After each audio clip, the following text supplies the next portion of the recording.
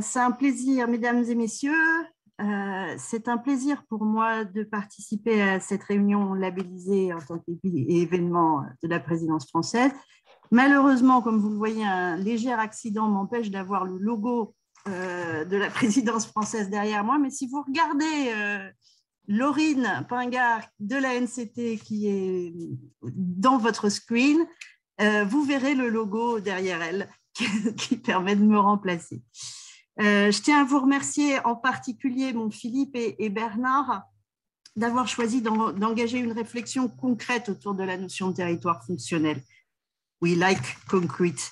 En effet, cette notion, pourtant en vogue, reste assez abstraite pour bon nombre d'entre nous dès qu'il s'agit de déterminer comment l'utiliser dans la pratique et pour quels résultats. Si intuitivement, on peut percevoir en quoi la notion peut faire sens pour certaines fonctions spécifiques, bassin d'emploi, bassin de vie, bassin versant, ou pour certains espaces transfrontaliers très intégrés, dans d'autres cas, s'essayer à superposer et à entrecroiser entre elles des fonctions successives, par exemple dans les espaces transnationaux, peut aboutir très vite à des résultats pour le moins hétérogènes et nous donner de la notion une perception complexe, mouvante, voire insaisissable. L'agenda territorial 2030 fait de la notion de zone fonctionnelle une de ses priorités pour une Europe plus juste. Le terme y est cité 9 fois. L'agenda nous explique en quoi s'appuyer sur les zones fonctionnelles peut idéalement apporter un complément d'information décisif pour une planification et une action publique plus efficace, plus réactive et offrir de manière agile des réponses aux besoins des habitants dans leur bassin de vie et d'emploi à mesure qu'ils apparaissent. Ce positionnement emprunte d'une approche endogène de l'économie qui considère que pour réussir dans la mondialisation et pour une croissance plus durable et plus juste, il faut développer des stratégies place-based. Je n'ai jamais trouvé la traduction en français, enfin une traduction qui me plaise, qui mise sur les actifs locaux, l'internalisation des externalités, de meilleures connexions et réseaux, notamment entre zones urbaines de tout niveau et leurs interlands. En d'autres termes, le discours sur les effets de débordement macroéconomique entre ville et campagne a fait son temps. C'est ailleurs désormais que l'on doit rechercher les réservoirs de croissance. Si nous sommes volontiers prêts à suivre l'agenda territorial 2030 dans cette profession de foi en faveur du potentiel des territoires fonctionnels, il est possible d'être plus interrogatif quand il est question de comment concrètement utiliser sur le terrain cette notion si prometteuse. L'agenda n'est pas très disert sur ce point. Pour encourager leur déploiement, il nous renvoie vers les politiques et les outils de développement intégré de l'Union, en particulier ceux liés à l'OS5. Mais alors, comment expliquer pourquoi les stratégies territoriales et urbaines des programmes de la politique de cohésion s'appuient, somme toute, en tout cas pour le moment, assez peu sur les zones fonctionnelles? C'est en tout cas ce que constatent les évaluations ex post.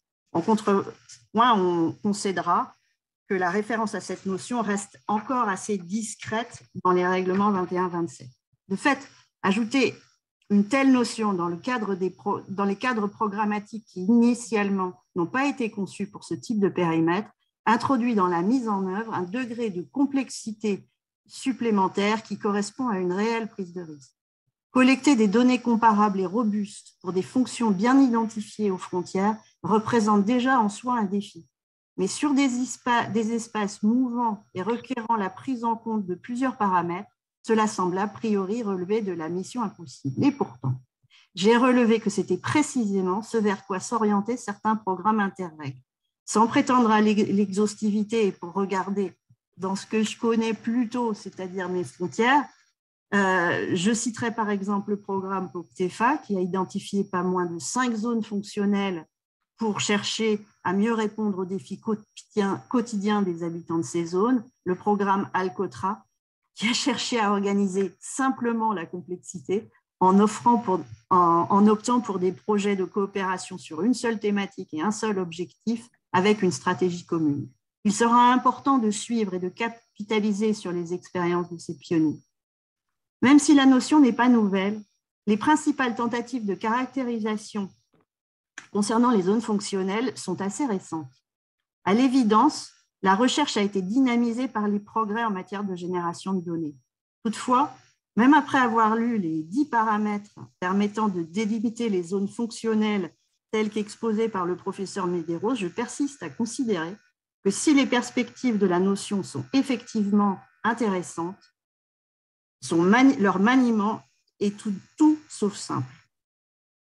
La notion de zone fonctionnelle ne peut être qu'un complément d'analyse. Elle ne saurait se substituer à la problématique première qui est l'insuffisance de données officielles et tout particulièrement aux frontières, dont l'interprétation reste délicate et demeure souvent lacunaire, ce qui pousse aussi à rechercher des alternatives. Pour traiter et agréger de la donnée, le traiter et agréger de la donnée a un coût et requiert des compétences techniques qui ne sont pas à la portée de tous, ce qui pourrait conduire les petites centralités et les zones rurales périphériques dans un autre piège de développement, celui du traitement de l'information. Son utilisation dans des conditions robustes ouvre sur des abîmes d'interrogation. Comment conduire des analyses fiables sur un même territoire avec des données et des interactions qui changent en fonction des éléments qu'on met dans la matrice et qui en affectent potentiellement périmètre et résultats? Comment, avec des paramètres mouvants, trouver des outils de pilotage permettant de favoriser la construction de consensus entre parties prenantes autour de données objectivables? Comment mesurer des performances des stratégies portées par des territoires fonctionnels entre eux, quand selon le côté de la frontière où l'on se situe, les effets de débordement et les rapports coûts-bénéfices des externalités entrent en conflit entre elles. Et vous noterez que je n'ai même pas fait référence aux obstacles administratifs et juridiques. J'espère que le témoignage des praticiens pourront nous donner des éclairages à même de nous orienter quant aux approches et aux outils les mieux à même de faire progresser des dialogues objectivés dans les territoires et un meilleur ciblage des politiques publiques. Je vous remercie.